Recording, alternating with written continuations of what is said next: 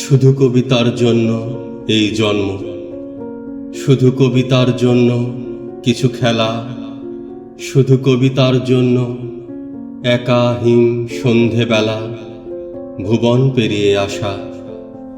শুধু কবিতার জন্য অপলক মুখশ্রীর শান্তি এক ঝলক,